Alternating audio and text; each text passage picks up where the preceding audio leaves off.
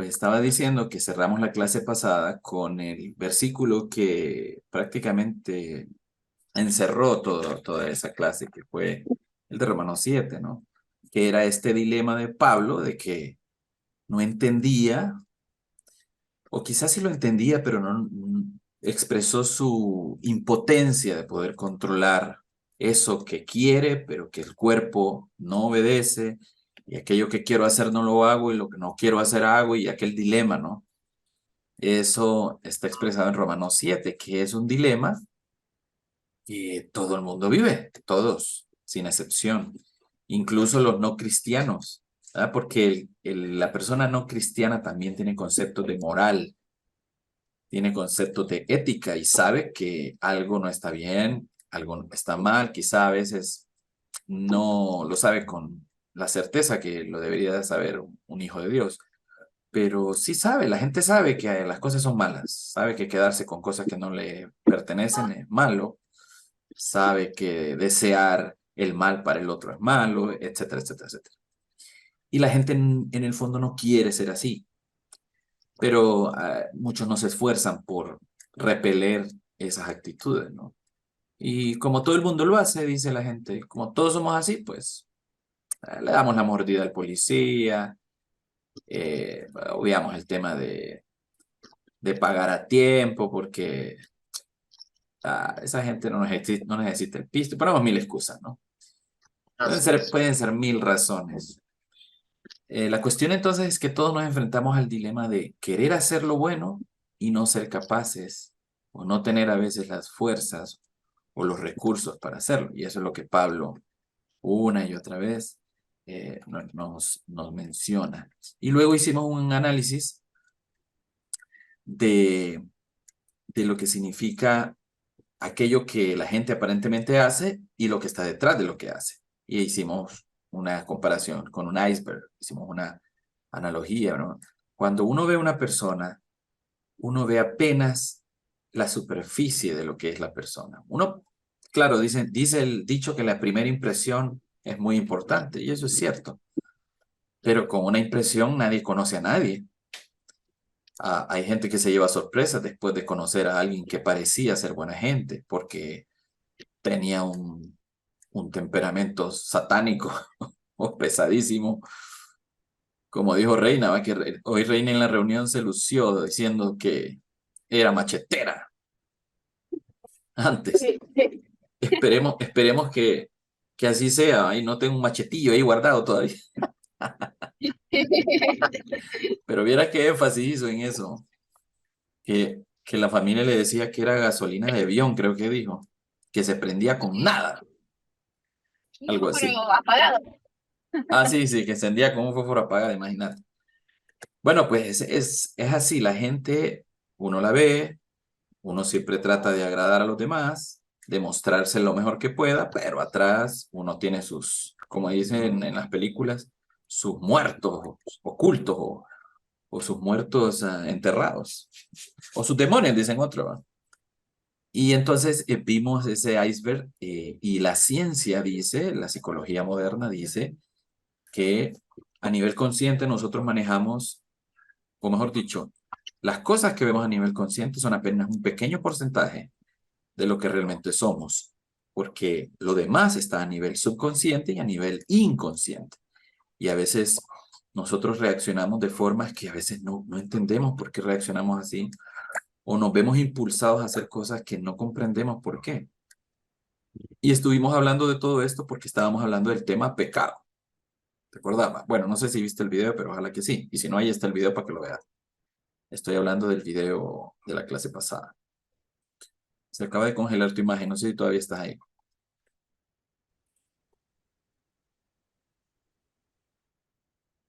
En caso de que no, igual voy a continuar porque estoy grabando la clase. Entonces, eh, hice una comparación con el tema de la violencia de género, donde lo que aparentemente se ve, o no lo que aparente, lo que se ve son las agresiones, las violaciones, los abusos, los gritos, las amenazas, los insultos y los crímenes que son muy comunes en este país y en otros, pero en este nos lucimos. Y los expertos tienen que ver atrás de eso, porque atrás es donde están las verdaderas razones por las que se dan estas manifestaciones visibles, que son, muchas tienen que ver con el trasfondo de la víctima o del victimario, el trato que le dieron en su juventud o en su infancia, expuestos al lenguaje sexista, a culpabilizar a la mujer y con ello aguantar las agresiones, ignorancia, desvalorización de la mujer o de la víctima, porque a veces hay hombres también, ¿verdad?, que son víctimas de la violencia de género, o personas de orientación sexual diferente que también son víctimas de violencia de género. Entonces, atrás de esa violencia hay un montón de aspectos que la gráfica los muestra, ¿no?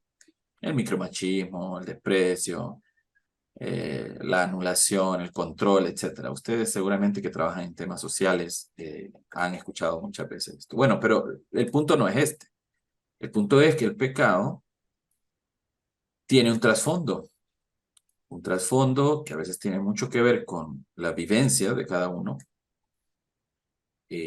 incluso las vivencias no de uno, sino de nuestros padres, porque hay cosas que se heredan, la Biblia lo llama ataduras o herencias de maldición, herencias generacionales de maldición, y que la Biblia cita que se pueden romper gracias a la gracia de Dios. Pero es importante saber que la gente no peca solo por deporte, ¿no? Sino que hay un trasfondo, a veces cultural, social, familiar, y un trasfondo que tiene que ver con la misma esencia del ser humano. O sea, fuimos creados de una forma tal que nuestra naturaleza casi que nos lleva a pecar. Y eso es lo que vamos a ver en la lección del día de hoy, que se llama Necesitamos un Salvador. Ese es, esa es parte de la respuesta a la lección que estamos ahorita desarrollando, que es ¿quién soy en Cristo Jesús? Ese es el gran tema, acordémonos, ¿no? Y necesitamos un Salvador. No se trata de necesitamos a una rala, obviamente, pero lejos de ser un chiste esto, me refiero a que no necesitamos a un Bukele, pues, no necesitamos a un personaje que nos venga a rescatar de nuestra desgracia de país, por ejemplo, o a un gran predicador o algún gran personaje tipo Maxwell, al que estudiamos hoy, ¿verdad? Ahí en el curso en la jornada que tuvimos hoy con los líderes.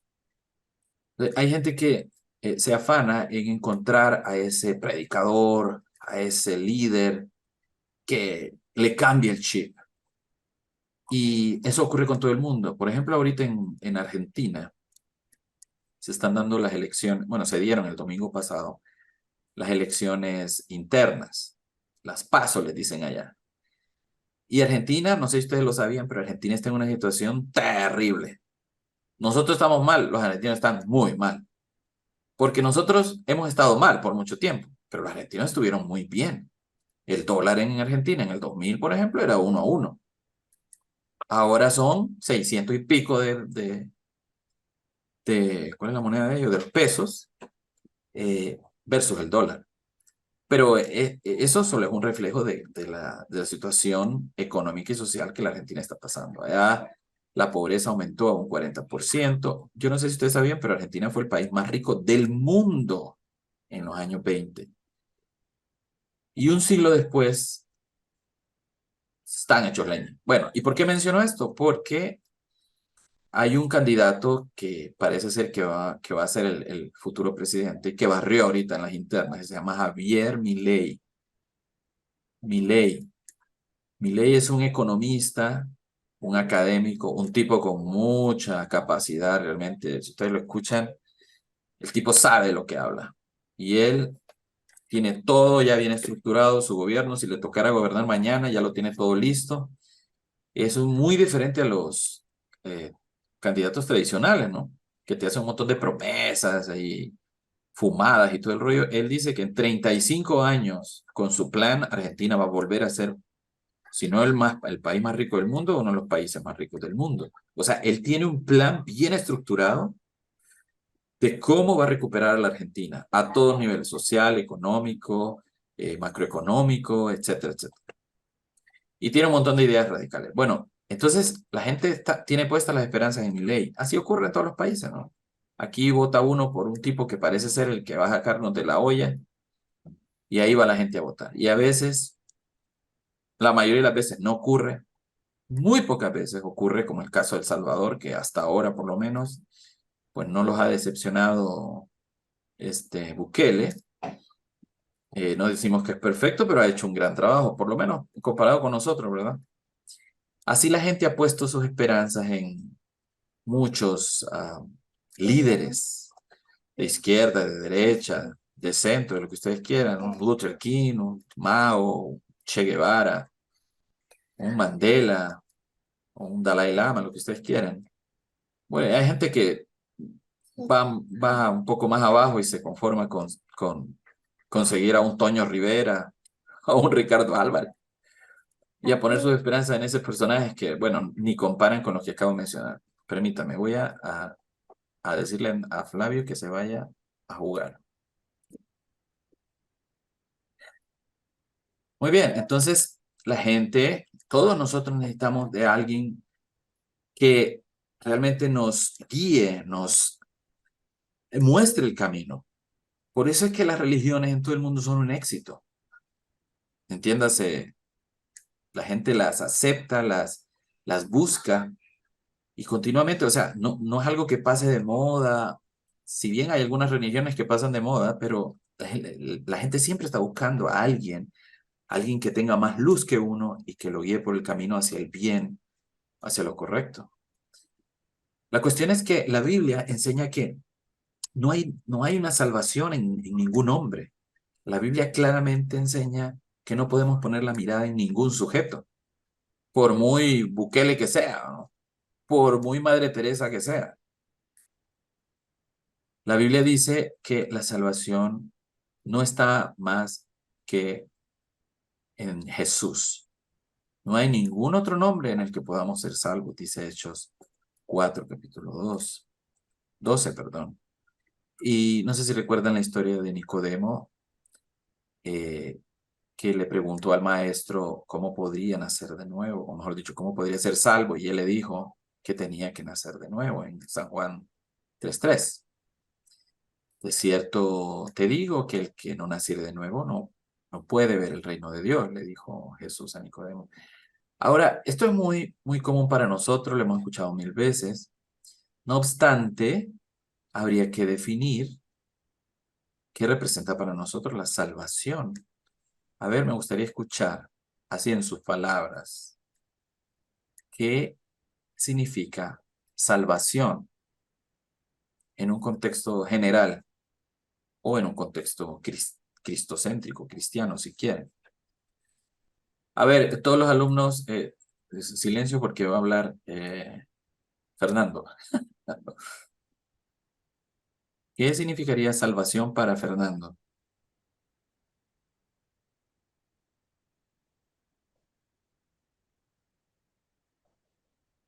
No te oigo. Tu micrófono está abierto, pero no se escucha nada.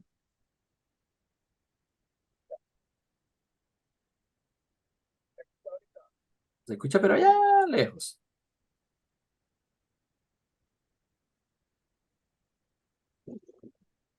Ahora se escucha mejor. Ahora sí. Ok. Bueno, para mí la salvación es como, no sé, el redimirse, entregarse a Dios, eh, porque como dice la palabra, que solo a través de Él es que seremos salvos. Entonces, para mí la salvación es como ser nueva criatura en Dios y poner como todas nuestras esperanzas, todas nuestras fuerzas en, en manos de Dios y seguirle pues en cuerpo y alma. Ok, a ver, Linda, me había fijado que Linda ya se había unido a la clase. Perdón por eso. Linda, ¿qué es para vos la salvación? Hola, hola, no, no se preocupe, Wilmer.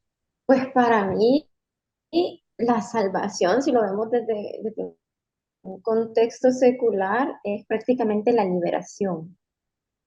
Y si ya nos vamos a a lo que nos tiene a nosotros aquí, pues es la gracia de Dios con nosotros. O sea, de que Él pudo tomar todos los pecados que hemos cometido y los que posiblemente vamos a cometer y limpiarnos y quitárnoslo para que nosotros tengamos esa opción, ¿verdad? De elegir seguirle a Él y de estar en el camino de Él y que el día de mañana que nosotros ya no estemos, estemos con Él.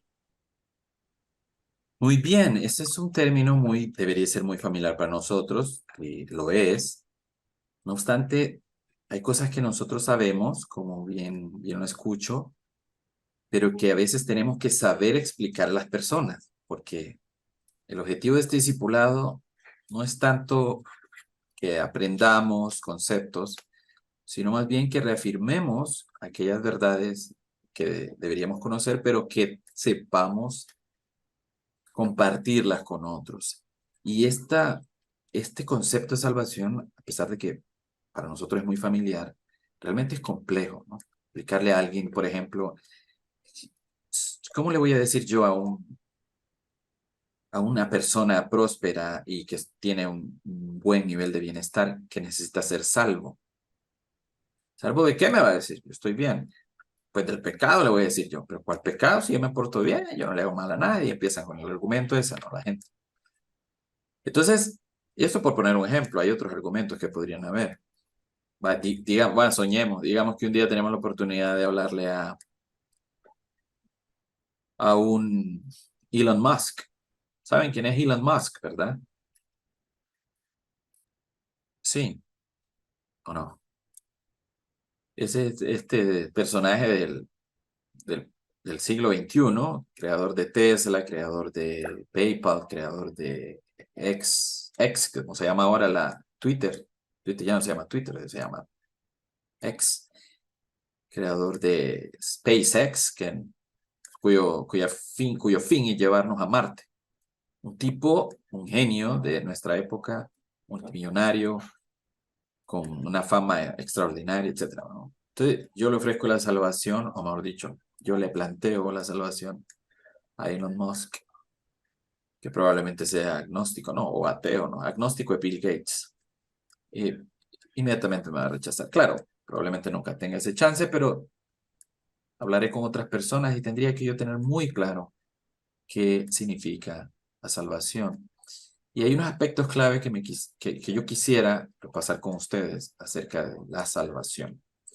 La mayoría de la gente la ve en este último renglón, el tema de la vida eterna. O sea, yo me afano por portarme bien y por ir a la iglesia porque yo quiero que cuando me muera, yo pueda irme al cielo. Esa es la concepción más básica que podemos encontrar y podrían ustedes no estar de acuerdo, pero creería yo de mi percepción que esa es la concepción más básica que la gente tiene de la salvación. Eh, quiere ver a sus familiares cuando se muera, quiere disfrutar de las calles de oro y el mar de cristal y todas estas metáforas que la Biblia nos da para poder entender un poco qué significa el cielo. Y un segundo aspecto diría yo que es el hecho de que hay una obra redentora en la salvación. O sea que Cristo perdona mis pecados y me limpia de todas aquellas culpabilidades que me hacen ser una persona infeliz. Sin embargo, la salvación va mucho más allá de estos aspectos y considero saludable que podamos revisar cuál es ese espectro de aspectos que la palabra nos indica comprenden la salvación. El primero que vamos a ver hoy, y va a ser brevemente cada uno, por el tiempo, y porque no nos vamos a concentrar demasiado en este aspecto, pero sí por lo menos entenderlo. El primero es el del pecado y la separación. Este es un concepto muy elemental que puede ayudarles a explicarle a las personas por qué es necesaria la salvación y por qué la necesitan. Y es que todos, como dice la palabra, hemos pecado y estamos separados. Somos una especie de raza caída por el pecado cometido por el hombre, de rechazar a Dios o querer ser superior a Él en la historia de Adán y Eva que nos cuenta el Génesis, y donde entonces se produce esa separación entre Dios y el hombre. Romanos 3:23 nos lo dice clarito, clarito. Entonces, en este pecado, la gente, perdón, dicho, en esta separación, traducida como pecado, la gente trata de alcanzar a la divinidad que se ha separado de ella a través de muchas cosas. Aquí yo puse 4, pero pueden ser muchísimas más. Y uno mismo a veces cae en eso, incluso siendo cristiano, imagínense qué cosas. El tema de las buenas obras, el tema de la religión o religiosidad misma, el tema de pensamientos que suenan muy lógicos, muy coherentes, muy filosóficos, que me llevan a creer que con ello yo puedo ser una mejor persona y alcanzar a la divinidad, pero no nos ajusta, no nos llega, así como en la gráfica. Si bien son puentes, no llegan hasta el otro extremo. Igual la moral. Pórtate bien, es suficiente para muchos, o creerían que es suficiente para no merecer una condenación, y con eso creen muchos que alcanzan la divinidad o a la divinidad. Entonces, el hombre está separado de Dios, siempre le busca, siempre reconoce que hay una divinidad desde tiempos antiguos, desde civilizaciones antiguas, y busca recursos para poder alcanzarle. Pero la Biblia nos enseña que solo hay una sola manera, una sola. Y no porque el ser humano la merezca o seamos tigres o nada que ver, sino que fue dado por pura gracia. Y es Jesucristo, ¿no? Jesucristo es ese puente que en el plan divino diseñado desde el principio de la creación nos pone en el escenario, nos pone de nuevo en el mapa. Jesucristo y su sacrificio. Es a través de la figura y de lo que hizo esta figura histórica y divina, que podemos entonces alcanzar de nuevo a Dios. Alcanzarlo, estamos hablando por supuesto en sentido espiritual, ¿verdad? Alcanzarlo en sentido espiritual. A Dios no le vemos, a Dios no podemos verle, no hay manera, su naturaleza no lo permite y nuestra naturaleza tampoco lo permite, pero podemos acceder a Él a través de este acto de redención. Ahora, un segundo aspecto de la salvación, si es que ha quedado claro el primero, que es el pecado y la separación que éste nos da o nos produjo, es la necesidad de esta salvación, lo que comentaba al principio, ¿no? ¿Tienen alguna pregunta? Me pareció escuchar algo ahí. No. Ok. La necesidad de salvación es algo que debería comprender la persona. ¿Cómo es que alguien pasa de decir yo no creo en Dios, a mí me vale chancleta, yo me porto bien y ya, a decir yo necesito de Dios y por eso voy a creer en Jesucristo como el puente que me une a Dios? ¿Cómo se puede dar ese cambio? Bueno, una razón que sale de nuestro alcance y que la decimos mucho en nuestras doctrinas evangélicas es que el Espíritu Santo es quien hace el trabajo, ¿verdad? Y eso es cierto. Pero si eso es cierto, entonces ¿para qué evangelizamos? ¿Para qué nos esforzamos? O sea, si Dios va a salvar a quien quiera, pues entonces nosotros, pues, dediquémonos a hacer otras cosas, ¿no? La cuestión es que, y ahí es donde entra este otro elemento importante, y es que la salvación no abarca exclusivamente un plano post-mortem, como dirían los forenses.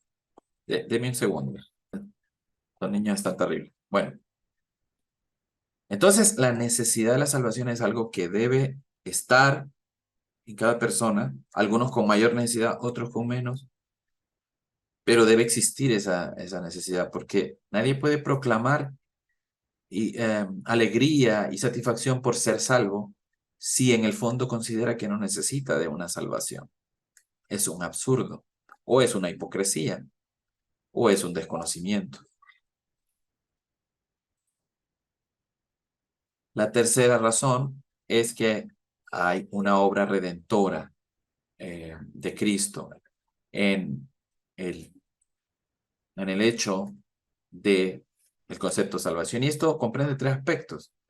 La obra redentora de Cristo es Él enseñándonos, viniendo aquí, haciéndose hombre y enseñándonos todas las cosas que nos enseñó,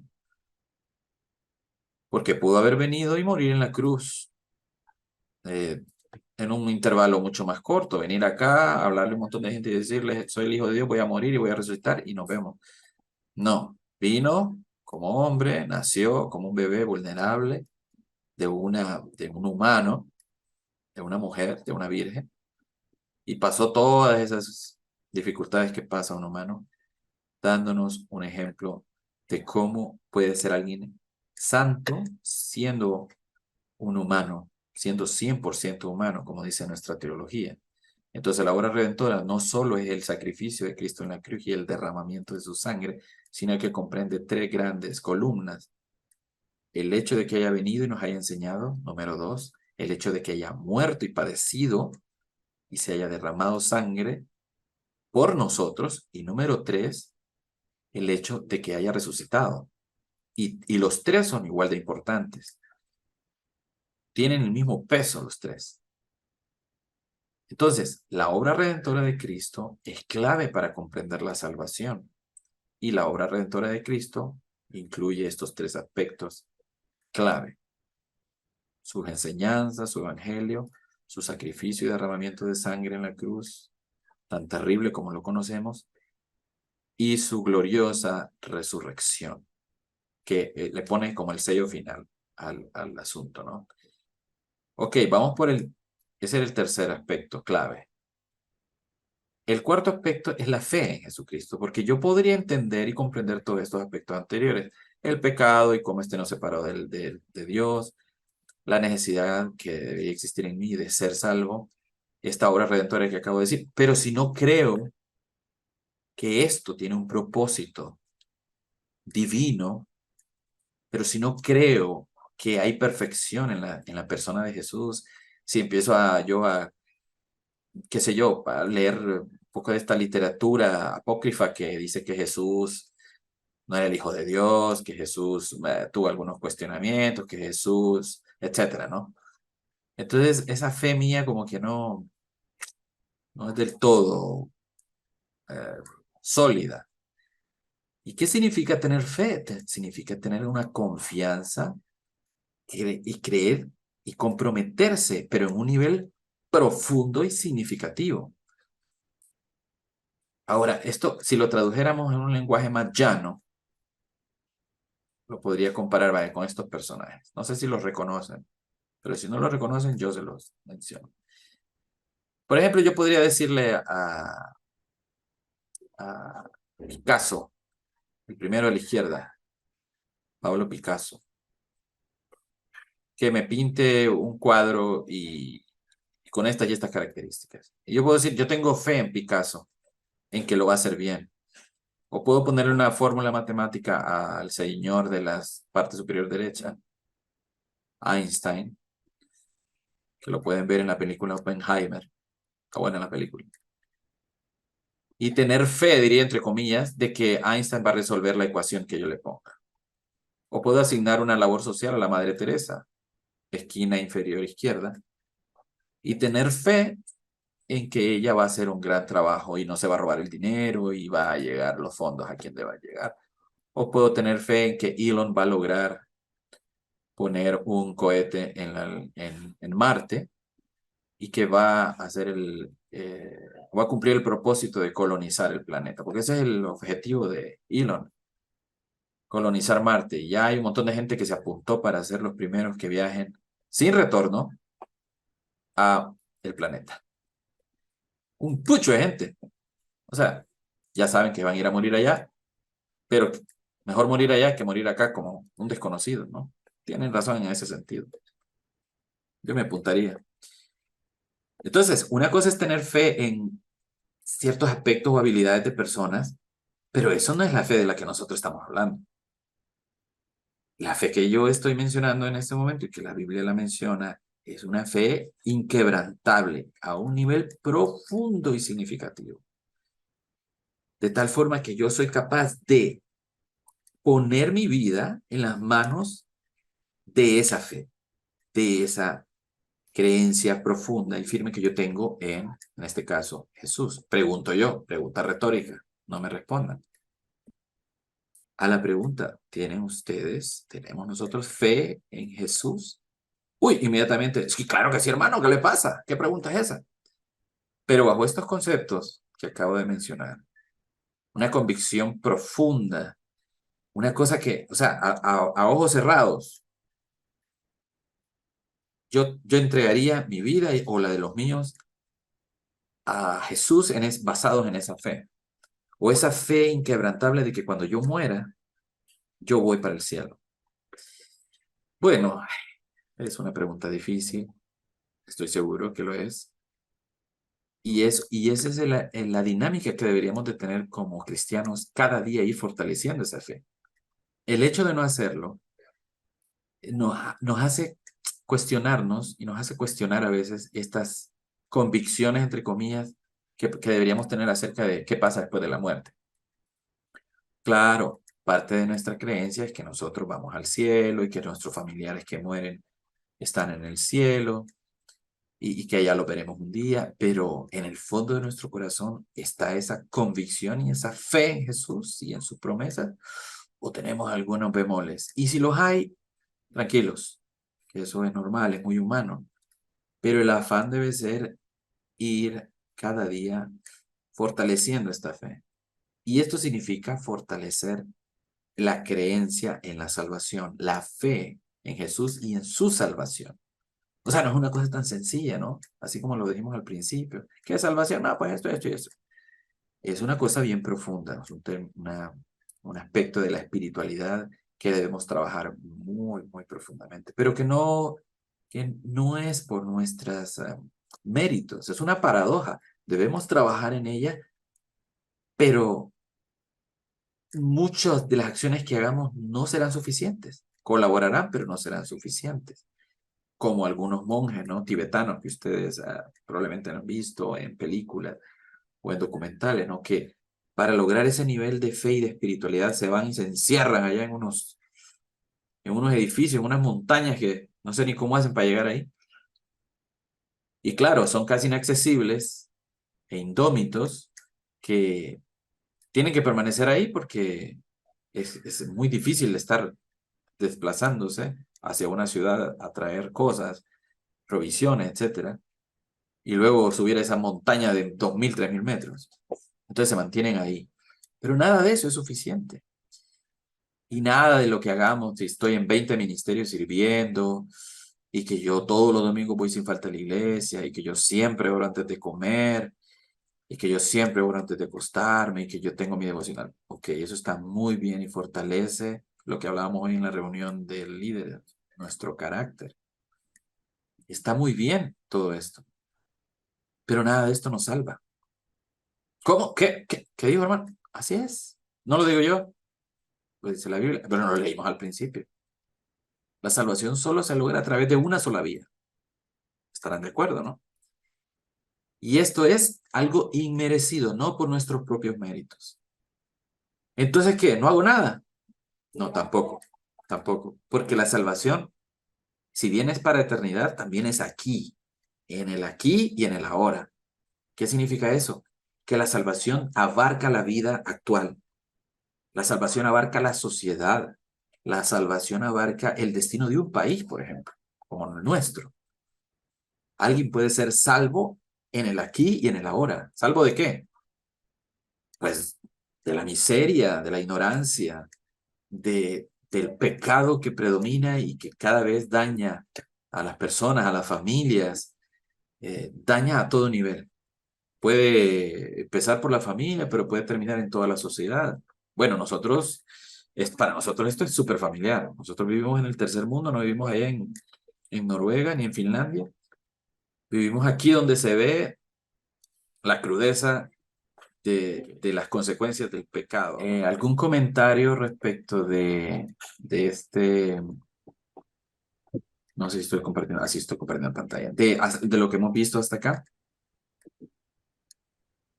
No, la verdad que no, por los momentos todo claro y entendible.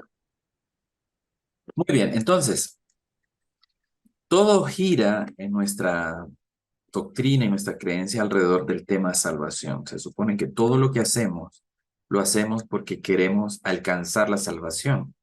Así que valdría la pena, por lógica, entender muy bien qué significa el hecho de ser salvo, ¿verdad? Porque si nosotros no lo entendemos, no lo valoramos. Y si no lo valoramos, ¿cómo lo vamos a ir a ofrecer? Lo que le vamos a ir a ofrecer a la gente va a ser más bien una membresía en una iglesia. Y que eso puede ayudarle un poco en su vida y en sus problemas personales, quizás, pero es como que yo venda computadoras y no sepa nada de sistemas operativos, programas, y no sepa manejar los mismos programas que hacen o que la computadora controla y que dan X o Y resultados. O sea, sería un pésimo vendedor, ¿no? O que vendiera carros y no supiera conducir o no supiera nada de mecánica, vaya, sí, sé conducir, digamos, pero no sé nada de mecánica y como no sé nada de mecánica, no sé nada de motores.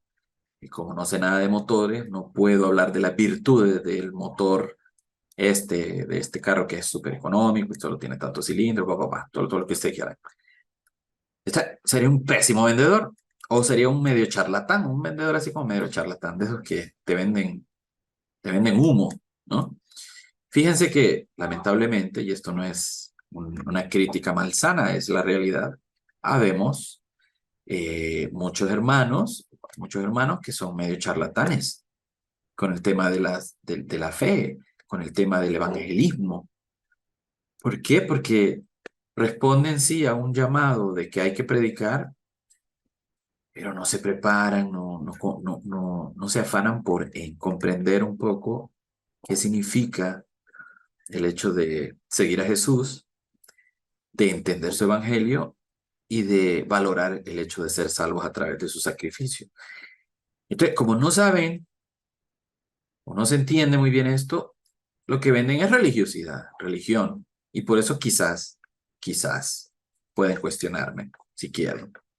Es que tenemos a veces las iglesias que tenemos o los movimientos cristianos que tenemos, ¿no? Por ejemplo, en nuestro país, si bien la iglesia es gigantesca, aquí la mayoría de gente es cristiana, evangélico, católica, lo que ustedes quieran, pero eso no se muestra en la sociedad nuestra. Entonces somos como llamada de Tusa, no tenemos aquel peso donde se manifieste la salvación en el aquí y en el ahora, que se traduce en prosperidad, en valores, prosperidad económica, si ustedes quieren, claro que sí, prosperidad en el conocimiento y en la sabiduría de las personas. No necesita tener billete necesariamente, pero la salvación que Dios nos ofrece y que le ofrece a esta humanidad no es una cosa efímera, perdón, una cosa etérea, esa era la palabra, no efímera, pero tampoco es efímera, pero no es una cosa etérea que es allá después de que ya yo dé el último suspiro. Esta salvación Dios quiere que la vivamos aquí, que la salvación sea también para el planeta, desde un enfoque ecológico, si ustedes lo quieren, que sea una salvación social, dándole a la gente lo que realmente merece. Y no me refiero aquí a una ideología socialista como las de ahora, que están de moda. No, me refiero a que hay un equilibrio dentro de las sociedades, como lo hay, por ejemplo, en estos países que son los modelos de siempre, ¿no? Los países nórdicos, donde te sacan casi la mitad del sueldo perdón, sí, la mitad del sueldo en impuestos, pero te retribuyen que es increíble. Una educación de primer nivel, un sistema de salud hospitalario de primer nivel, una, unas facilidades para obtener vivienda y la gente que no tiene casa es porque, a saber, está loca o algo así. Y una asistencia social cuando vos te quedas sin chamba o por alguna circunstancia no tenés trabajo, problemas de salud, lo que querrás. La asistencia social es increíble. O sea, las calles, los edificios, etcétera, etcétera. Es una cuestión que Y fíjense que otro día lo vamos a hablar, no ahora porque no hay tiempo, pero esa es la salvación en un sentido súper práctico porque estos países del norte de Europa heredaron, perdón, toda la doctrina de la Reforma. Mientras el sur de Europa se volvió de nuevo hacia el catolicismo, el norte de Europa se arraigó en los principios de la Reforma, que no son más que los principios bíblicos, nada, pero no contaminados con lo que se había contaminado la Iglesia Católica en el siglo XVI. Bueno, pero ese es un aspecto que lo vamos a conversar después. Lo que quiero que entendamos o que empecemos a entender es que la salvación también es en el aquí, ¿no? Y así deberíamos de entenderla. Y nuestra iglesia realmente no está tan alejada en ese sentido porque hemos sido muy anuentes al tema social, gracias a la visión de nuestro pastor. Que podemos hacer mucho más, desde luego, pero no somos la iglesia que hace cultos sin falta, pero que no tiene un alcance social, ¿verdad? Sin embargo, otras iglesias lo hacen en otros planos. Hay unas iglesias que se involucran en el tema político y eso está muy bien. Hay personas dentro de la iglesia que tienen esa facilidad para hacer incidencia política y eso está bien porque la política, la buena política, no las chabacanadas que hacen aquí a veces, es un arte de incidir en las decisiones de país y en las decisiones sociales. Bueno, no me quiero perder mucho, pero lo que quiero que quede muy claro es que la salvación es muy importante para la vida de la iglesia, la vida del individuo, la vida de la comunidad y la vida del país, si ustedes quieren llegar hasta ahí. El otro aspecto clave de la salvación, y con este vamos a ir cerrando, es el tema de la gracia y la misericordia. Hay un pensamiento que he guardado por mucho tiempo y que me parece apropiado de este escritor que no sé si habían oído hablar de él, se llama Milan Kundera, es un famosísimo escritor que murió, por cierto, hace que ya un mes, junio o julio de este año. Es un afamadísimo y recomiendo leer por lo menos un libro de este señor, uno de los más famosos y es La insoportable levedad del ser, pero tiene como 5 que son impresionantes. Y dice el tipo, porque el amor por definición es un regalo no merecido. Ser amado sin mérito es incluso la prueba de un amor verdadero. Esto parece incluso extraído de la Biblia porque es tan afín a lo que dice la palabra respecto de cómo el amor de Dios nos alcanza sin merecerlo. No sé si están de acuerdo con el pensamiento de Kundera, pero si no lo están, bueno, tendrían que estar un poquito en desacuerdo con lo que dice la palabra. Oigan, ¿estaba grabando esto o no? ¿Verdad que no? ¿Dónde está esto? Creo que sí se está grabando. Ah, sí, estoy grabando. Súper. Sí. Ok, gracias. Dice Efesios, capítulo 2, versículo 8 y 9. Porque por gracia es que somos salvos por medio de la fe. ¿Ah? La fe, la que hablamos hace 2 líneas atrás.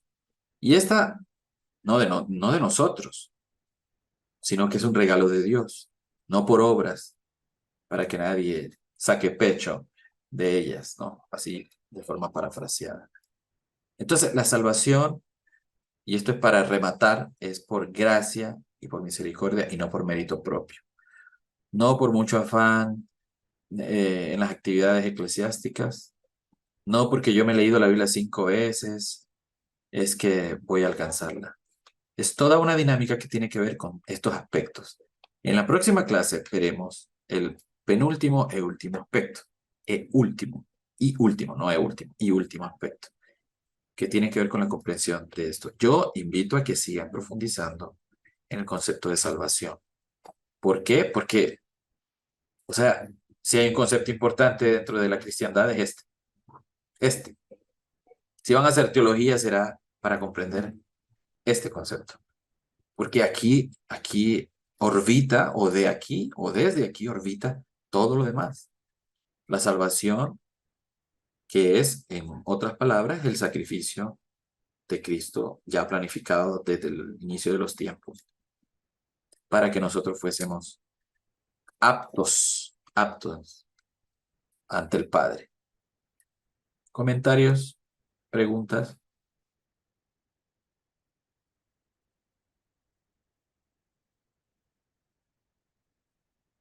No se peleen. Bueno, más que preguntas, simplemente, eh, bu- bueno, agradecer, Wilmer, por todo, ¿verdad? La preparación que tiene antes de hablar con nosotros, porque sí, aunque son aspectos que como miembros de la iglesia, personas que han estado, eh, bueno, que han escuchado de Dios, que han estado involucrados, son temas como muy importantes de reforzar, ¿verdad? Y también gracias a todo esto, pues que hemos, bueno, por lo menos en lo particular, he podido como comprender de una manera más amplia cada uno de estos conceptos o de apreciarlos. Y realmente es muy importante, como sugirió, pues tener como más claro sobre o tratar de comprender más este concepto de lo que es la salvación, porque si bien nosotros podemos tener claro qué es la salvación, pero al momento de expresarlo, de planteárselo a alguien más, es como un poco más complicado poder dárselo a comprender o a entender, porque no es fácil de decir qué es la salvación para una persona que no conoce de Dios o que tal vez sus ideales son diferentes. Entonces, más que todo eso sería como mi aportación y creo que es muy importante tener más claro este concepto en nuestra vida diaria. Gracias, Fernando. Linda, ¿quiere participar?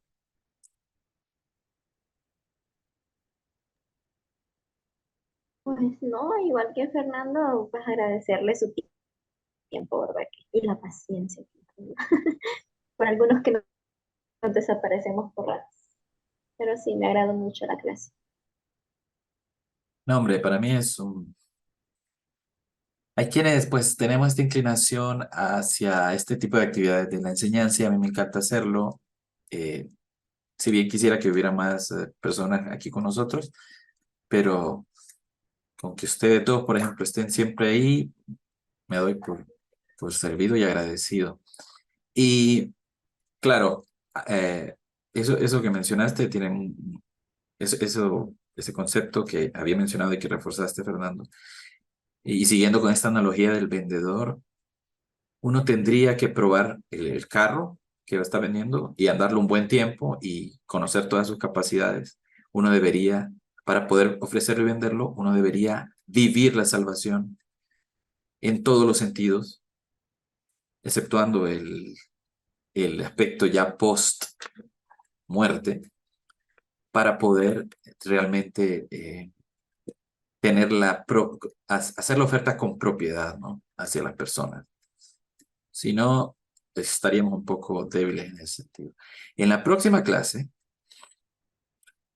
además de terminar la lista de aspectos clave, vamos a profundizar en el tema del pecado, que es el tema que estamos viendo, el pecado y la salvación. Y vamos a ver esto que Jesús le contesta a Nicodemo sobre nacer de nuevo. Y que con solo escucharlo, pues ya decimos, che, que sí, nacer de nuevo, espiritualmente, sí, ya sabemos lo que Jesús quiso decir. Pero vamos a hurgar un poco más profundo. ¿Qué significa esto de nacer de nuevo en términos prácticos? Así que va a estar muy interesante la clase y la vamos a tener la próxima semana. Yo les voy a mandar la invitación, así que por favor vayan haciendo arreglos. Eh, Después de esa semana quizá tengamos un sábado libre y luego vamos a tener 2 sábados clases, ¿no? Y así vamos a seguir esta dinámica para aprovechar el tiempo. ¿De acuerdo? Ok, está bien. Muy bien, muchas gracias, Está bien. bendiciones. No cenen grasoso. Nos vemos mañana en la Ok, church. bendiciones. Feliz noche a todos. Bendiciones.